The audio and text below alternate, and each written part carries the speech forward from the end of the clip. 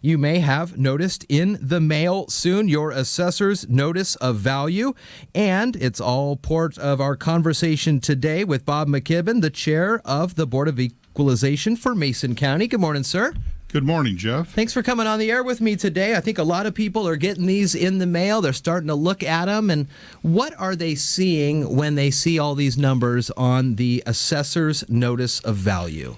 What they're seeing is the assessor's determination of the fair market value of their property as of January 1st of this year. Okay. Fair market value being defined by Washington state regulations as the amount of a willing seller will sell for and a willing buyer will buy for. Generally, fair market value would exclude items such as foreclosures or sales that are forced sales. And are you an elected person to this board? Is it a volunteer? And how many folks are on this board? We are appointed by the Mason County Commissioners. There's 4 members on the board. There's myself. There's Dr. Kevin Frankieberger, Ph.D., who has extremely good analytical skills. There's Deborah Reese, who is a retired educator and former Benton County Commissioner. Okay. And there's Gene Courier, who's a retired civil engineer.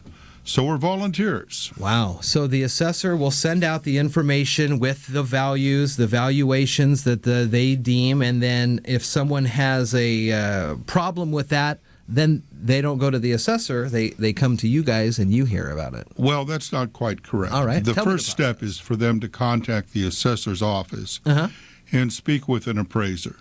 We found that many concerns of taxpayers are resolved directly with the assessor's office. If, however, they are not satisfied with the information received from the assessor's office, then they have the option of filing an appeal with the Board of Equalization. We have a tight time calendar to face here in that appeal must be filed within 30 days of the date of the evaluation. So we're already 5 or 6 business days into that. Oh, okay. So if a property owner does not receive a correct answer or what they perceive to be a correct answer from the assessor's office, then they need to file an appeal. The appeal process could take 3 or 4 months depending upon workload. Last year we had approximately 300 appeals, which is a significant workload for our clerk, Becky Rogers, who does an outstanding job in scheduling hearings and in working with the public and, of course, working with the board. The information that they submit on their appeal does not have to be complete within the first 30-day time period. Okay.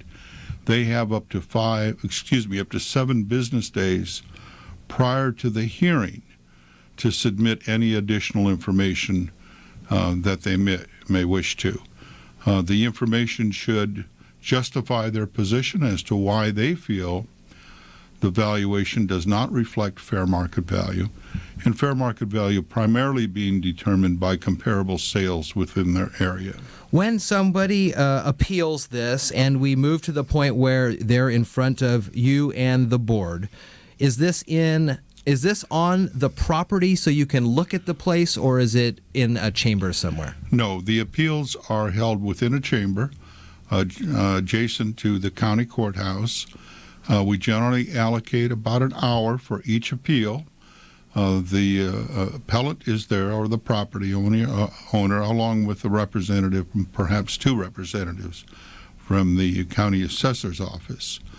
And we proceed and we listen to both parties, and then we'll make a decision. We're a quasi-judicial board, so we do have the authority to adjust based upon our decision-making process. How many? You mentioned 300 last year. Is that a higher number than normal? And is it specific to different areas in the county? Do you see trends of where these appeals come from? I think we've seen an increase in workload, primarily because the assessor's office is now required by state law to assess all property on an annual basis. Right. And this has placed a pretty good workload or burden in the assessor's office. Areas that we seem to see more appeals filed for would be areas where the real estate is difficult to appraise, where it's difficult to find comparable sales, where there's something perhaps unique to the property. Okay. When people talk about their property and they feel like that the numbers are not accurately reflected, is it because there is additional outbuildings that are on the land that have either been added or taken away, or where did they get the sense that the numbers are not accurate? Many property owners look at the percentage of the increase, of the dollar increase, and they may conclude that, well, my property has not gone up that much in the last year. And sometimes we'll hear from a property owner that has researched perhaps what their neighbor's property taxes might be. Okay. And the question would be, well, why are my taxes more than my neighbor? Yeah. And in some occasions, there's been changes in the real estate, changes in the building. Perhaps there needs to be a correction in some of the structures on the property. But the assessor's office generally will handle those with the property owner through a phone call. So you have, these are starting to come out in people's mails. You mentioned about 5 days already. So you have 30 days to file an appeal. The process, though, could take many months to get through the workload. But it needs to be within those 30 days. Yes, with some exceptions. Okay. But normally they need to file within 30 days. And again, we're about 5 days into that 30-day calendar. Where do people should go or call for these appeals? They can call the Board of Equalization, or better yet would be to go to the web page for the Board of Equalization. There's a tremendous amount of information available through the assessor's web page and through the Board of Equalization's web page. But I should emphasize that the Board of Equalization is completely independent of the assessor's office.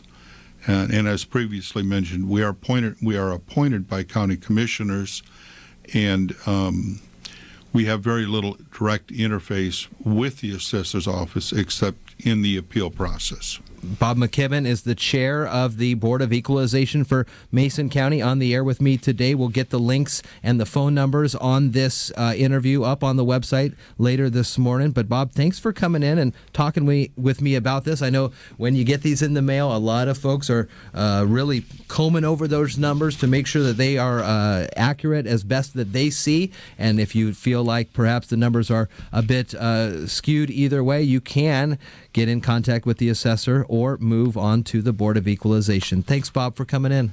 Oh, you're welcome, Jeff.